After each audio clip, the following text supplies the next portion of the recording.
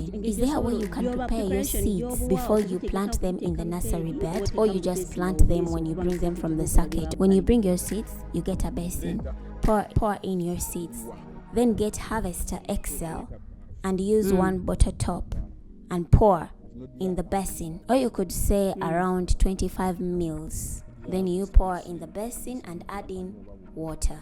You can add in about 1 liter of water. Then you make sure that your seeds are fully immersed in the water. This is if your seedlings are like half a kg, that's about 1 cup. Now these are for seedlings which are about half a kg. Just make sure they are fully immersed in that water. The seeds that come on top, just remove them. Just know those are bad, they will not grow. If you put them in this morning, leave them throughout the night until the next morning. That's when you remove them. There they will be fully immersed in water, and also the medicine will be they'll be fully immersed in the medication too. There you're immunizing diseases.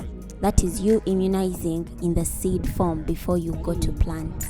You can, after you remove them from the water the next morning, you can spray them. Just make sure they are dry. They are dry so that you can separate them one by one before you plant them.